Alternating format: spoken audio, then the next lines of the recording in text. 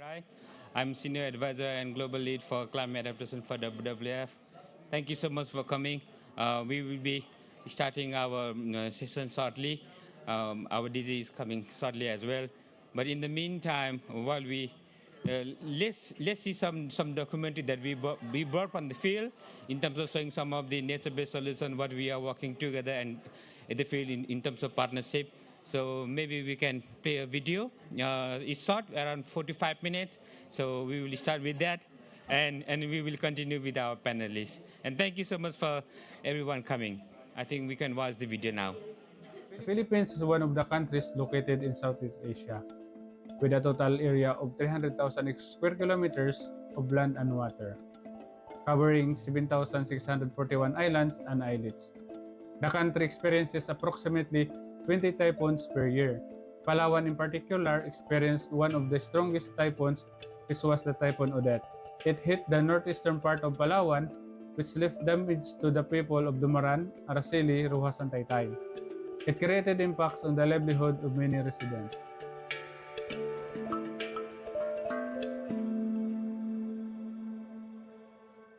Nature served as a powerful ally in providing essential protections against natural disasters. Reef, seagrasses, and mangrove forests act as buffers, effectively mitigating the destructive impact of powerful waves and winds that might otherwise damage the coastal homes. We don't work on this project alone, but do so together with our partners and residents of the areas.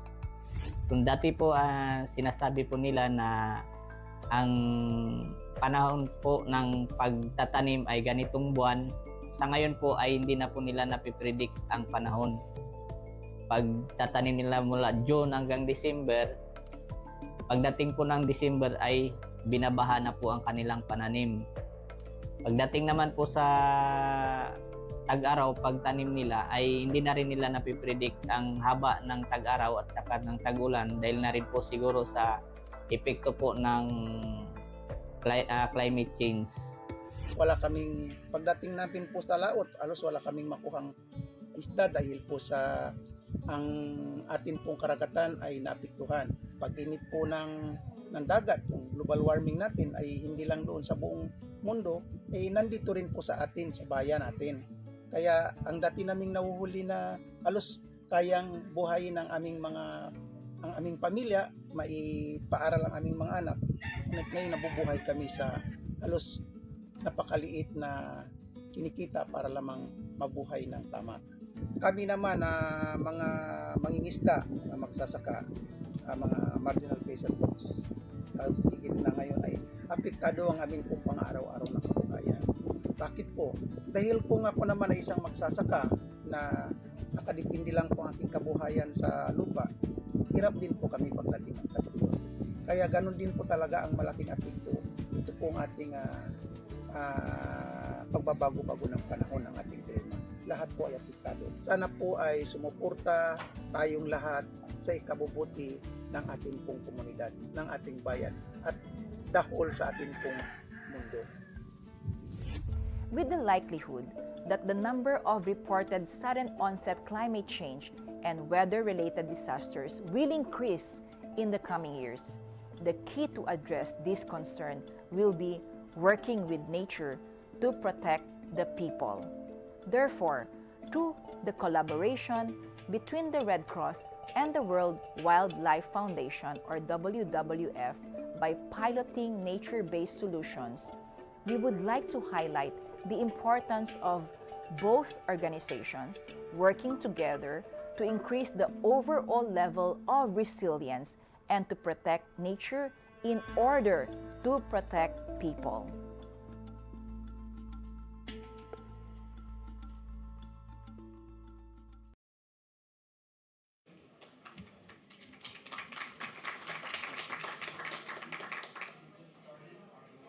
Good afternoon, ladies and gentlemen. My name is Kevin Douglas. I'm the Head of Disaster Management for the Jamaica Red Cross. And it's a pleasure for me to be here to moderate this session, a very important session on nature-based solutions for climate change adaptation and disaster risk reduction, lessons from the field to a global level. Of course, communities across the world have already started to experience the growing devastation from climate change and weather related hazards, which of course are exacerbated by environmental degradation, a destruction of those natural buffers which protects local communities. And of course, the impacts are not uniform. For example, small island developing states like the Caribbean, where I'm from, tend to face the brunt of these hazards, sometimes in more significant ways than countries with larger land masses. However, nature based solutions have been identified as unique and very effective ways to support the disaster risk reduction and climate change adaptation by addressing the environmental root causes of disasters. And of course, there are many other positive spin offs as well from nature based solutions, whether it's food security, carbon sequestration value, and many other benefits. So, to help us today in discussing the importance of nature based solutions for climate change adaptation and disaster risk reduction, as well as the role in financing into NBS, and to give us a greater understanding of how to bring about nature based solutions for climate change adaptation and disaster reduction through partnerships, we have a very esteemed panel, which I have the privilege of introducing today. And so first, as I invite our panelists, I want to invite you to just to take your seat at the table. I first want to introduce Ms. Annalisa Rebuelta Te, who is the Undersecretary for the Department of Environment and Natural Resources of the Philippines.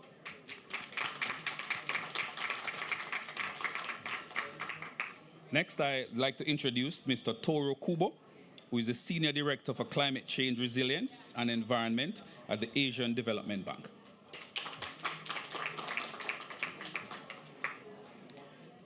Then I'd like to introduce Ms. Kirsten Short, the Director General of the World Wildlife Fund International.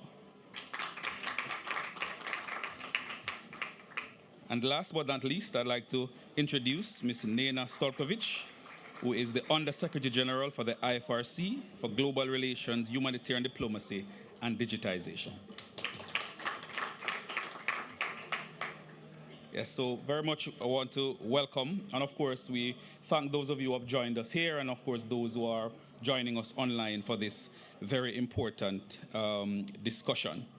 And so we don't want to delay any longer, and so we're going to go right into our discussions, beginning with our panelists. And so my first question is to our colleague from the Philippines. And so can you tell us how to scale up the nature-based solutions for climate change adaptation and disaster risk reduction from project level to landscape for a transformative approach? Can you highlight some examples from your own country? Thank you very much. First, let me thank WWF and IFRC for organizing event, this very important event on nature-based solutions and climate change adaptation and risk reduction. And thank you for inviting us. Let me answer that question by first highlighting that if we are to develop successful nature-based solutions, we need to model the scenario in which the solution is being applied and the strategy pathway that demonstrates the theory of change. And there are already researches which were taken up by GF, the Gordon Betty Moore Foundation, on taking nature-based solutions, and the Department of Environment and Natural Resources has been applying these approaches. And if I may highlight, we call it the 5S. The scaling up depends on all these 5S: science, the scale, the stakeholders, the synergies, and strategy. So first, when we scale up, you do the replication on initial pilot strategy, where you allow new projects to build on from the original projects and promote the fusion of innovation approach. And then second type of scaling up would be the developing system level strategies, where you develop higher level strategies as well as raising the necessary resources and then scaling them transforming the system's intent, which entails modifying the fundamental values, aims, and mental models of the systems actors. So it's scaling out, scaling up, and scaling deep. So how does the Philippines apply this? Um, we have some sample projects, for example, the Integrated Natural Resource Environment Management Project, which is a GEF ADB project. It's a project that manages the upper river basins and the component watersheds on watershed management, biodiversity, and climate change.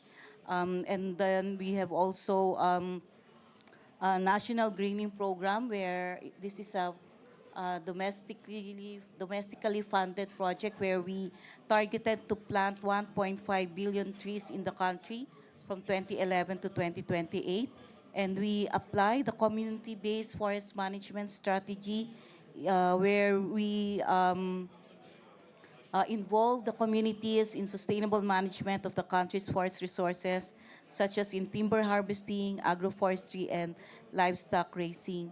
We can also raise cite another project, we call it CBOL, or Sustainable Interventions for Biodiversity, Ocean, and Landscapes, which involves improving governance and sustainable management of natural resources and reduction of environmental crimes. We'd like also to cite one project. We call it Project Transform. It has a long meaning, but it's basically reach to reef approach. We apply community disaster risk assessment in the biodiversity inventory and GHG inventory. We are also, we would like also to highlight that we are adopting nature-based solutions that result in co-benefits to climate action in all these programs where we target to translate science into policy and practice. We have developed and in fact established our national database for natural resources where we have supported a new system of natural capital accounting so that we say that we cannot, we need to measure what we treasure so that we can properly manage them. Of course, we also make sure that we involve the private sector in the scaling up. So we encourage the private sector to adopt climate and disaster resilience into their core business cycles and carefully look into their investment strategies. In their sustainability reporting, in their ESG programs, we have integrated biodiversity conservation, risk prevention, even circular economy to promote a landscape approach. One example is our partnership with the Energy Development Corporation, where we have not only encouraged the private sector participation, but we formulated a one-stop shop process to facilitate and ensure the successful implementation of local nature-based solution projects. In this partnership, the corporation conducts the feasibility studies on ecosystem development and carbon product opportunities among the candidate nature-based solution sites. And just recently, we have completed our National Adaptation Plan and NDC Implementation Plan. And the next step would be to develop the financing and investment plan to support these two plans. And these are also some of the strategies to make sure that we scale up the nature-based solutions in relation to climate adaptation and disaster risk reduction. And finally, we would like to measure our progress by the use of standardized metrics and monitoring, reporting, and verification so that we will be able to have a robust scientific research, data transparency, and accessibility to assess the performance and impact of these solutions. So just to summarize, we have adopted the Selafsky and Margolite guidelines. So one, we need to be clear about the scaling approach to be applied, and it has to be established at the early stage of project design and development. Second, we need to integrate the scaling strategy in the strategy pathways. No? So at the onset, when you develop the strategy, it should, the plan to scale up should already be inputted. Third, designing one's pathways using systems thinking to help identify the barriers and make sure the project's capacity to grow. Also, examining the scaling assumptions. It's not very easy to just say that you scale a pilot method. You need to review and double check the assumptions and making use of strategy paths to guide your monitoring and evaluation. And most importantly, integrating behavior change in the scaling up pathway. Thank you. Yes, thank you very much, Undersecretary Roberta Tay, for sharing some of those very valuable examples with us, which really highlights the value of partnership, as well as I said in the introduction, outlining some of the very positive spin-offs that we get from nature-based solutions, in addition to the disaster risk reduction and climate change adaptation benefits. Thank you for sharing some of those valuable lessons from the Philippines. We want to move right along to our Director General from the World Wildlife Fund. Of course, as I just said, underscoring the importance of partnership. So can you share with us what is the World Wildlife Fund and IFRC approach to scaling up nature-based solutions for climate change adaptation and disaster risk reduction? Thank you. Does this work? Does it? Okay, good. So, I mean, let me start by saying that to me, this collaboration between WWF and the Red Cross is probably one of the most exciting things, one of the most exciting partnerships that, at least from our perspective, I'm sure you feel the same way, because for me, it's also deeply personal. So I come from the Netherlands. I've been in this job now for a year, but before this, I was CEO of the Dutch office for many years. And I've been deeply involved with the partnership with the Red Cross in the Netherlands and fundraised with the Dutch postcode lottery for funding the larger program. And the reason is, I think, because we both felt that, so the CEO of the Red Cross in the Netherlands, I think we both felt that, you know, the Netherlands below sea level, we've been dealing with climate-related issues for centuries, right? And before climate change started. And the Dutch got it all wrong for a long, long time. We got it right because it protected our country, but we always looked at technical solutions. We built dikes, we built dams, and that was fine for a while. But the moment that climate really starts changing, you see that a country like the Netherlands, so much below sea level, it's just not resilient, and it's so much more costly to keep looking for technical solutions rather than looking for nature-based solutions. So again, it's deeply personal, I think, and now you're seeing a lot of the issues being faced in so many countries across the world who don't also have the funding to invest in all these technical solutions. And so I think what we have learned is investing in nature-based solutions, when you link it to climate disaster and other disasters related to climate change, you know, nature plays a key role, and actually nature is the secret ally of climate change. And so I think this partnership, what we're trying to do is several things. Number one is changing the public perspective, looking at nature and related to disaster relief. So how can we invest in nature to make local communities much more resilient to adapting to climate change? And often it's much more cost effective and much more sustainable. A large part is also looking at policy change. So how do we make sure that we share the lessons that we learn, that we do on the ground, and that we lobby governments to make sure that they integrate nature-based solutions in a lot of their public policies when it comes to adapting to climate change, especially those areas that are heavily affected. We work very closely with local communities. Obviously, they're the ones who really need to own the design of the programs that we're putting together, the execution of the programs, and also the monitoring of the work. And lastly, we're doing coalition building, so making sure that, you know, the work goes beyond just WWF and the Red Cross, but that we really focus on working with other local civil society organizations, private sector, and national governments. So we're doing this in various countries. We're talking about the Philippines. We're doing it in Malaysia. We're doing it in Africa, off the coast, Mozambique, Tanzania, Kenya. And we'd love to scale this up to about 25 countries. I think our ambition is high. And really also seek, you know, further partnership and funding to make sure that we can actually deliver on this. So in a nutshell, that's the partnership.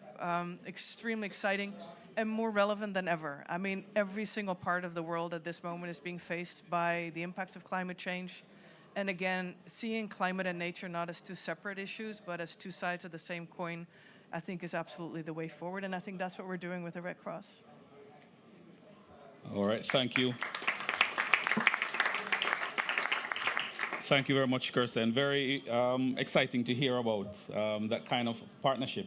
And of course, climate resilience is something that we can't do on our own. And so very, very exciting to hear about that and some of the ways in which the World Wildlife Fund and the Red Cross has been moving along to establish and to strengthen this partnership, as well as very excited to hear of the plans and desire to expand it even more. So thank you for laying the foundation there, Kirsten. So Nena, can you tell us a little bit more, what exactly have the partnerships resulted in? What are the results of the partnership so far? Thank you, Kevin. And if you allow me, I just wanted to echo what Kirsten just said and to tell you all what this partnership means for us. I mean, of course, you know of the operations of Red Cross and their presence in every single community in the world through their volunteers. They're there before, during, and after a crisis, but they also understand what are the risks of those communities. So, like in any partnerships, in my mind, this partnership, Kirsten, reflects really the respective strengths and value add of our respective organizations.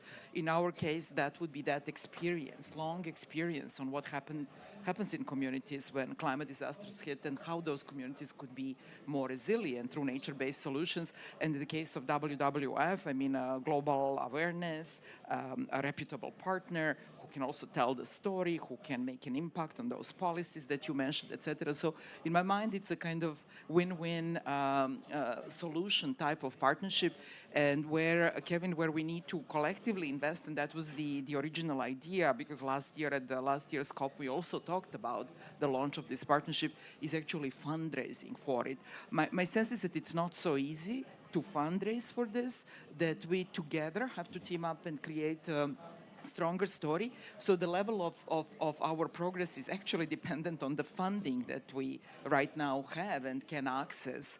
And my understanding is, and Kirsten already mentioned some of the countries, is we have developed plans together with WWF and our national societies in about 15 countries. They are in Asia Pacific, Philippines. Development is now, projects is happening in Nepal and Malaysia, and in Africa we're doing some joint projects in Madagascar, Zambia, Mozambique, and DRC, and we wanted to cover 15 countries by 2026.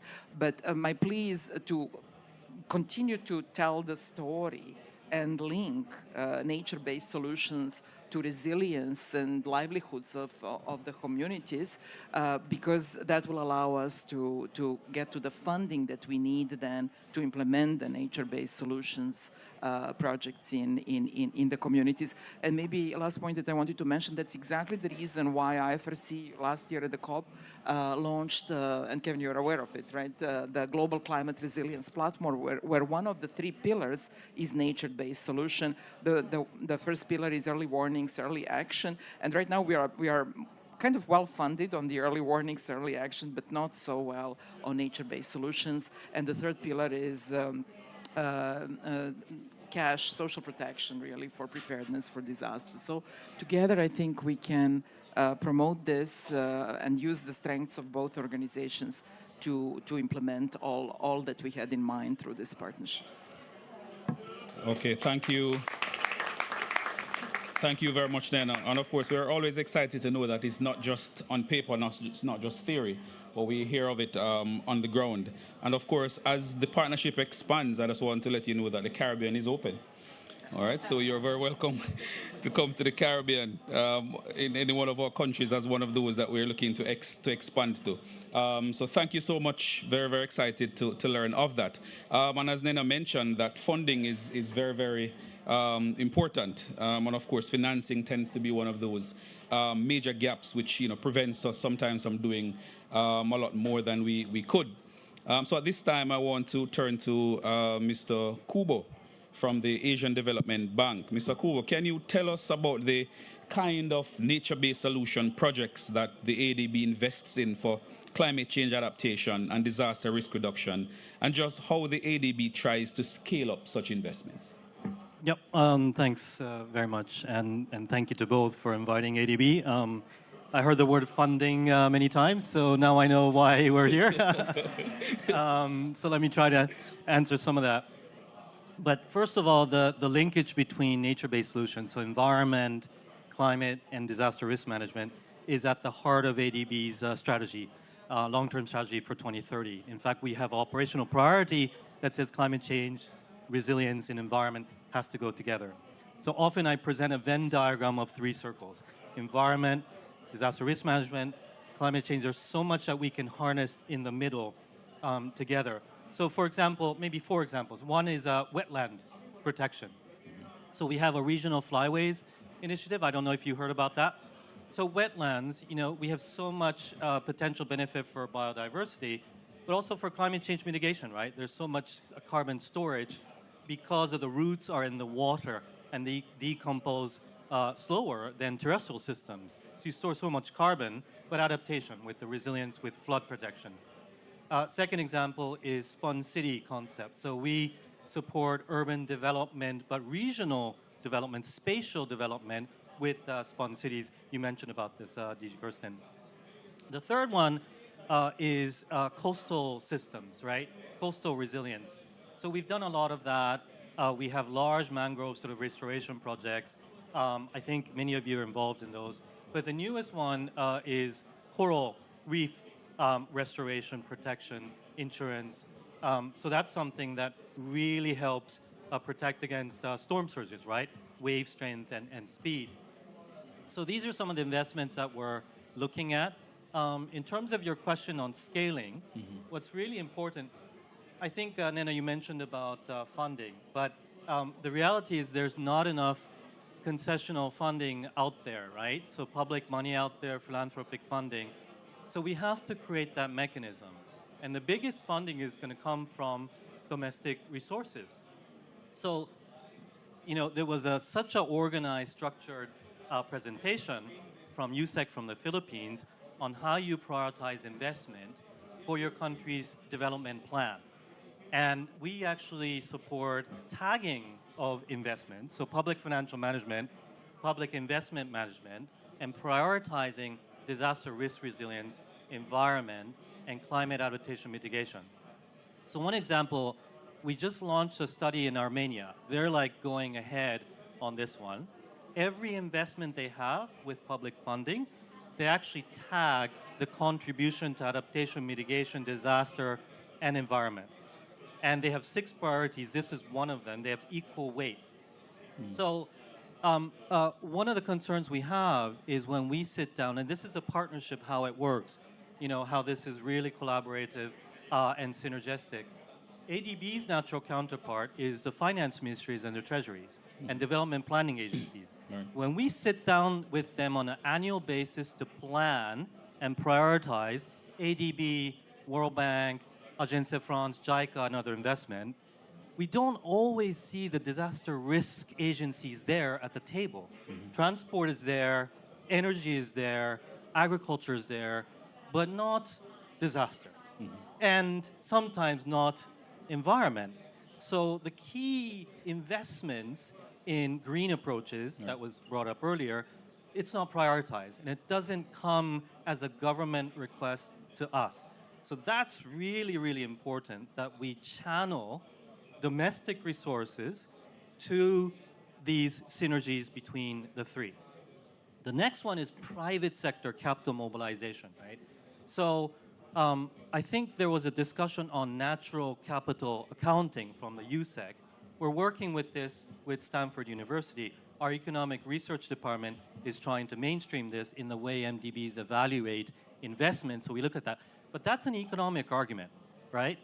So every time the government makes a decision, there's a cost-benefit analysis. You have an economic argument.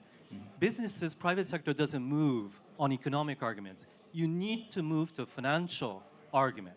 So what's the job creation? What's the enhanced fish catch?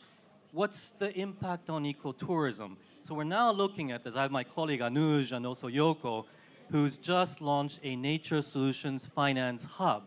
And the idea is that let's look at the revenue streams and see if we can make a business case out of it and bring private sector into that. This has been somewhat successful in Asia in small scale, but in Latin America, where you are, right? Costa Rica, payment for ecosystem services.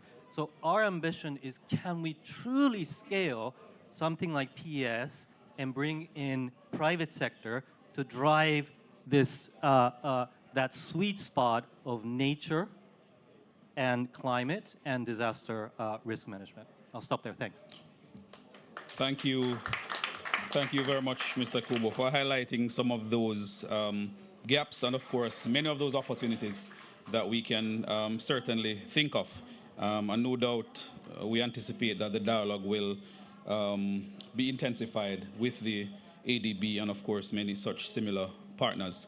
I really want to thank our panelists for their reflections, sharing their thoughts. And at this time, I want to give the audience an opportunity perhaps you've listened to the discussions, you've listened to the presentations, and perhaps you have a question or feedback at this point. Please take the opportunity to contribute to the dialogue. Yes. Okay. Sorry, I'm just going to use this. Hi, James Reela, I'm from WWF in South Africa. Obviously, key benefits that come from this, we're talking about adaptation and disaster risk reduction. They're things that don't happen, right? The return is something not happening. So in terms of private sector investment, the returns for private sector are more in the realm of, I guess, insurance, reinsurance, those sorts of things. Does the ADB engage with that? Do you think that is potentially a realm where we could be pursuing this? Yeah, can I go ahead? Yeah. Yes, please. Should we go one by one or collect a few? Or you can. Okay, just quickly. So we've been working with insurance industry, reinsurance for years, and in fact, we've been working for many years to prepare a parametric insurance product for the Philippines with a pooling concept across many cities. But you can only bring insurance for things that are insurable, right? And with climate change intensifying, big sort of that space is becoming increasingly uninsurable or unaffordable for the premium. So for a limited time, you have some donors who are willing to cover the premium, like in Pacific. We have been working on an insurance scheme for the Pacific, but the idea is that it becomes sustainable. And as soon as the donors started pulling back on the premium coverage, the countries weren't willing to pay, and that's going to worsen over time. I think one of the mechanisms is there are schemes that try to capture land value, right? So many of the governments and local government units, like city governments, they have been relying on land value capture to then enhance their tax collection, right? And then they use that for infrastructure investment to make the city even more livable and vibrant. Well, very few people have been thinking about the degradation or devaluation, right? So if you don't invest in coastal ecosystems and the cities are more prone to damage, that is going to erode the land value and then reduce the local tax collection. So that's a really significant issue for local governments and also businesses that depend on it. Yeah? So here's where we can think about a financial stream where, actually people think that we don't spend money on preventive actions, but that's not true. I think those of you who have lived in Europe or US, my health insurance paid for my annual fitness gym membership, because if I work out, that will reduce the payout, right? So this is where we are, collaborating with insurance and businesses that do have that concept. Okay, please go ahead. The question on insurance is excellent, and thank you very much, Toru, for explaining how it might work. I just wanted to mention another example where IFRC has been able to buy insurance for its disaster relief emergency fund. That fund is responding to disasters, climate disasters included, and doing a bit of anticipatory action just before the disaster happens. We have been able to convince donors that paying a stable premium over years is better for them than to be exposed to emergency appeals that are not predictable. And we've done it on the indemnity basis. When the fund disburses a certain amount, from that moment, we can call for insurance to pay. It's not a parametric insurance based on events. And the reason why I'm mentioning it in the organization like Red Cross and Red Crescent, we can do this on a portfolio basis. And for insurance companies, it's a better risk management because you're not going to have this similar crisis happen at the same time in all countries, right? And even this morning, we had interesting discussions with Zurich Insurance on how we could maybe scale that up. This is not for nature-based solutions, but with what you said, Toro, maybe we can work on something that could be related to nature-based solutions and insurance scheme. And the second thing that you reminded me to say is multilateral development banks, of course, their instruments are actually funding governments, right? And we have and private sector, of course, but not providing grants, which this sector, humanitarian sector, 100% depends on.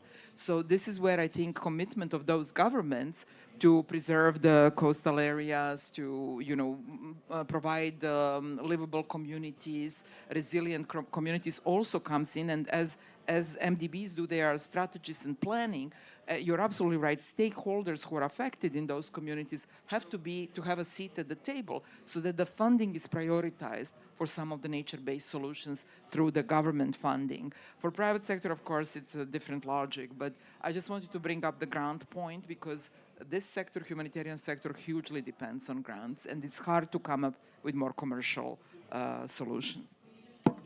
Okay, thank you very much, Mr. Kubo and Nena, for that response. Thank you, sir, for that very important question. We're still able to, is there another question, comment from the audience?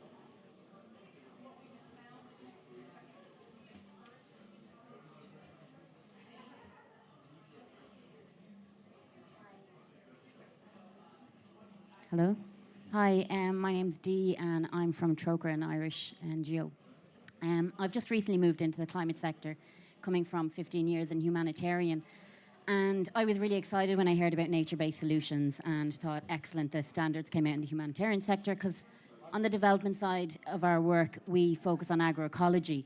And so when I was talking about, these nature-based solutions, it was met with a lot of skepticism because of, I suppose, that co-opting of language and climate smart agriculture, the negative inputs that sometimes are involved in that, a lot of positive stuff, but like chemicals, pesticides and all of that impact. And there was that kind of skepticism coming about. But I can see from what I've heard from many of you today about this locally led community disaster risk reduction and those elements which speak to the principles of agroecology and positive implementation. And so I just want to ask, what are some of the risks? Like, everyone's presenting it like it's amazing, it's this great solution, but what are some of the risks, and particularly around the co-option and some of those negative elements coming in that actually do undermine and do harm to the soil, to the environment, and even to the communities and cultures that we're working in. So if you could talk a little bit about some of the risks and challenges, that would be really helpful. Thanks. Okay. Any member of our panel can go ahead. Maybe I can start. And I think it's an interesting link that you're drawing between food, basically, and agriculture and disaster. And I can say the same for health sector. I think just speaking from WWF and a conservation lens, just bridging into some of these other sectors is going to be the future of conservation work, right? I think we've worked very much specifically on biodiversity, but linking it to other sectors is hugely important. So thank you for raising also the food sector. I think in terms of the risks, I think one thing I would highlight is the fact that we don't yet have enough data and analysis to really understand what the impacts of climate change are on local areas and local communities, and then how to adapt on that towards that. A lot of the adaptation work, I mean, we've spoken a lot about finance, and finance is a big thing. Only 10% goes into adaptation of climate finance. But we don't even know. A lot of the adaptation strategies are quite top down. They're quite nationally led or internationally led, and not very much owned by local communities. So for me, I think one of the most important things that we need to do, and we're doing that also in WWF, it's a program called Voices for Climate Action, is really turning it around, flipping it around, and going first to the communities. They know exactly what's going on in terms of climate change, but how do we make sure that their strategies and their voices in terms of how to adapt to disasters, to issues around climate change, whether it's flooding or drought or hurricanes, that we can amplify their voices to a national level, so that whatever strategies are implemented there speak to what they want to do, rather than a top-down adaptation strategy. I think that's one really big struggle that we're seeing is that link. And I think lastly, the second link I would say is more from a conservation perspective, is do we really understand? I mean, climate change is already happening. Species are already adapting. I think humans are the ones that are slow, right? So trees, plants, animals, birds, they're already moving. They're moving up because temperatures are getting warmer, and so they're moving to higher elevations, or they're moving left and right to other places, which is complicated when you overlap that with increasing populations of people, different land use change. So conservation is coming much more into the conflict areas as well. And climate change is contributing to that. But do we really understand the impacts of climate change on our conservation strategies? And I think that is another big one. So what happens to species, whether it's plant species or animal species, and how does that then relate to our strategies to adaptation and disaster relief in those scenarios? So getting a better understanding and analysis and data on the true impacts of climate change, both on biodiversity as well as on people and local communities, and how to adapt to that, to me, is one of the biggest challenges. We just don't have that information. And I think we really need to go down to that level, just the really practical level, the local community level, and to the local impacts of biodiversity level, to really make sustainable adaptation programs. Yes. Thank you, Kristen. Please go ahead, Mr. Kuhl. Can I just add, I cannot agree more on this community-led approach. We actually launched something called Community Resilience Partnership Program, CRPP, 2 years ago with support of UK government and others. We just got GCF approval, but it's really starting from the communities. It's focused on poverty reduction and promoting gender equality. And it's really bringing and hearing from the community what works for them, because the local knowledge is there, and the rest DG Kirsten already talked about. I think in terms of the risks that you mentioned, we do see sort of the fragmented carbon market as one risk when you look at the mitigation side, because of their voluntary carbon markets and their compliance, and there may be double counting and greenwashing. So this is where many organizations are working on data integration using blockchain or others, so that they're not double counted, or at least they're different revenue streams. One is not being used for international compliance, it's actually used for co-benefits and financing of that. So maybe that's just one area that we're watching very, very closely. Okay, thank you so much. Please, go ahead. If I may just share, in the case of the Philippines, I think one of the risks that we have encountered is the need for, because the impacts of climate change are changing, and the kind of climate response and actions are also varying. We need to have a more, in terms of scale and resolution of climate change data are needed, and also the kind of ecosystem science should be there. We need to improve there's a need to improve the vulnerability assessment, not only of the habitat and the ecosystem, but even at the species level. Otherwise, there's really a risk for maladaptation. There are also ideas regarding combining green-gray solutions, but unless we have really a good assessment or a science-based assessment, then we can really identify the good adaptation measures. And also we need to have really a common understanding of what nature-based solutions are. I understand IUCN has developed some kind of criteria on when do you say a solution is actually nature-based, and that's something that we need to apply to make sure that we are really using the appropriate adaptation measures, especially in the even in the coastal communities. So, for example, in the use of the appropriate mangrove species, and even other adaptation measures that will not lead to maladaptation. Thank you so much, panelists. Thanks for those questions. One thing that has been highlighted through from all our panelists, of course, is the importance of partnership. And as I said earlier, we're quite excited to learn of the beautiful synergy between the WWF and the Red Cross.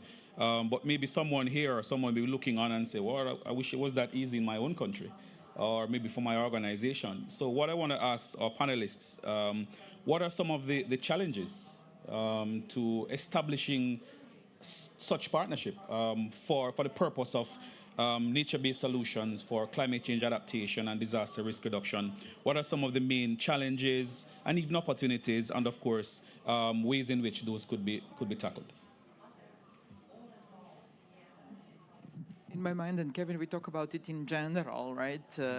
Both in development and in the humanitarian services, it's coordination. I think in my mind, it's still very scattered and very project oriented. Even when you look at Red Cross and Red Crescent National Societies, there are small projects, small great ideas everywhere, small funding envelopes, but I'm not sure that we have been able, even in one country, to pull it together in coordination with other partners, involving private sector, involving development organizations, to make a real difference at scale. So bringing those solutions, these great ideas where they work, and scaling them up and really addressing the problem for the communities that are constantly, for example, have to move out of their houses because of floods. Look at the Philippines and the number of disasters every year, right? Have we really been able to address this at scale? In my mind, that requires a good plans, a strong commitment of national authorities, a lot of domestic mobilization, commitment, but a coordinated approach. Excellent. Please go ahead. Briefly, because I fully agree, just to add to what you're saying, I think specifically on working together as two organizations, I think one of the challenges that we found is exactly stepping outside of the box of your own world, right? So when I first started talking to the Red Cross in the Netherlands many years ago about this collaboration and for which we ended up getting the funding from the lottery, is just looking at the overlap. I mean, there wasn't, where our offices were working on nature-based solutions, where the Red Cross was working on disaster relief, but where there was an interest in nature-based solutions, there were not that many places yet, because we were so divided, right? We were working on conservation stuff, and the Red Cross was working on where all the disasters were taking place. And they don't necessarily overlap in the field. They don't necessarily overlap in the places. So we started small, but I think the lesson learned is just to start and to start talking about it. I mean, the reality is that the reality is taking place every single day. And I think as WWF, we are definitely moving much more also in the places where we work into your space, unfortunately, and you're moving, unfortunately, into the space where we are, because that's what the external world is pushing us to do. And so I think stepping outside of your box, stepping outside of the project-to-project finance and looking at landscapes, bigger places, and really stepping out of the box and seeing, okay, where is it that we think, perhaps not now, but in a few years' time, it's happening so fast, right? In a few years' time, we really need to, I mean, to me, it's sad as well, right? I mean, we're talking about opportunities and how great that WWF and the Red Cross are working together, but in the end, it's also very sad that we are sitting here today because there's so much suffering. There's so much suffering with local communities, also with species. We're losing so much. But I think looking ahead towards the future, stepping out of the boxes, outside of the project space, and seeing where we think over the next years we need to be scaling up, because that's where it's going to be happening. Thank you. Go ahead, Mr. Cooper. Yeah, maybe I jumped sort of in my first response. I covered some of the challenges. I think coordination that was mentioned is a big challenge, but maybe I'll just raise two. So one is policy. This is where the government not just central government, but local government ownership is absolutely key because you need all the partners to come together and support the client, and client is the people, and the people are served by the government. So this is the country platform approach that you heard from the MDB's heads in that big theater in the first week of the COP, where let's have really the government and the NDC, National Adaptation Plans, and their resilience plans environment at the core, and look at the strengths and the values that every development partner brings, and collaborate on that. In the Philippines, we actually had this great opportunity of the government of Philippines driving. There was this moment when the climate cluster of the country and the economic cluster of the country came together. And at that moment, we went ahead with a climate change policy-based loan. And now there's a policy matrix. What are the key policy measures and regulatory updates and additions we need? And every development partner is contributing with technical assistance. We have to do this at the national and local level. So that's on policy. The second one is the lack of business models. I already talked about this, and please do reach out to Anuj because my colleague is a genius right there. You know, if there are people, this is evaluation, right? What is the contribution, both economically, financially? If there are people willing to pay, and we can come up with a business model, then we can come up with all sorts of solutions, areas where nature-based solutions can contribute. So I think we're just lacking. There's a lot of will on the supply side, but we are lacking the demand side, and we have to be creative and transfer some of the things that have been done in other regions, other sectors, and bring that into, well, at least for ADB, it's Asia Pacific. Thank you. Thank you so much. For vulnerable countries like us, no, for us the challenge is how do we make the partnership more relevant or significant to the Philippines in terms of maximizing the resources. We hope that we will be able to have this kind of partnership covering the whole spectrum. So we cannot just say that IFRC or similar organizations will just focus on rescue and response or building back better, and then WWF and similar organizations just on conservation and protection. We need to see the whole spectrum. We need to, at the onset, we need to already establish what kind of framework do we share in terms of making sure that we make the ecosystems more vulnerable, and therefore it's a form of prevention. And then in the process, how we can leverage our resources. So in the Philippines, for example, we have identified 30 municipalities which we believe, based on the modeling that we conducted, will suffer the highest storm surge, where at least 40 million people will be affected. So I think there should be that kind of already a sort of prioritization by this kind of partnership so that the resources can actually be mobilized in those priority vulnerable areas, so that we can, with the limited resources that we share, but with an effective partnership, we can actually address the problems of vulnerability and resilience in a country. Okay, thank you so much for those responses. As our time is almost at the end, I'd like to give the audience one final opportunity. Is there a final question or comment from the audience to our panelists? Yes, please. Thank you. My name is Alan Silayan. I'm with the Catholic Relief Services. We're implementing a project called Climate Resilient Cities in the Philippines. So my question is, I fully agree with everyone's statement on localization. And Toru, you mentioned there is available and there's a lack of demand. We're assisting cities right now to develop local climate change action plans. And what we're finding is there is a gap towards the solutions that are there and the local governments being able to access the financing. So I wanted to ask, what are the mechanisms that you see, or maybe you, Secte, you might be able to contribute? Also, what sort of mechanisms would be necessary for local governments to be able to access financing? But by the way, I also want to congratulate the Philippine government for unlocking the People Survival Fund and contributing to 5 new cities being contributed by the fund. So congratulations, Paul.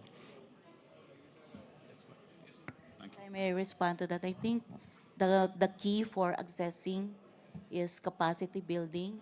Our experience with the People Survival Fund, the reason why we were unable to disburse the funds at the rate that we expected it to be was because we were not able to get the kind of viable projects from the local government units. Although most of them have their local climate change action plan, they failed to really conduct vulnerability assessment so that they can identify the specific project that will really address that vulnerability. And we realized that at the start, we should be able to capacitate them in the conduct of the vulnerability assessment and also in the project development so that we can be able to access rather all these financing mechanisms, no? Even the kinds of technical support that the international organizations will be able to provide. Yes, thank you so much for that. Nini, you had a question? Yes, quickly. I don't know if I dare to put one, but this was actually, so I'm Nini from the IFRC. I actually find that we've been speaking so much about communities and what's the real value of collaborating for humanitarian environmental actor. I actually wanted to put the question back to you, Kevin, as a facilitator and as someone who really works at community level in Jamaica, and although not with WWF, with other environmental partners. Why do we need to partner, and what does that bring? Thank you, Nini.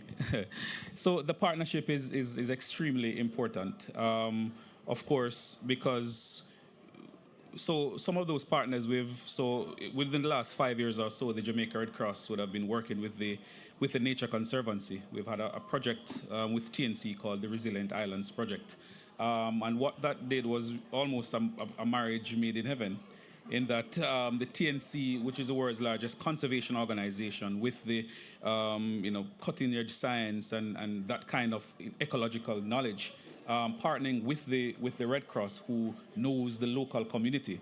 And so really and truly it is both agencies in a similar format to the WWF and the Red Cross partnership, in that one entity, of course, knows the science, the other knows the local communities. And of course, because the local communities has to remain at the center of the resilience building journey.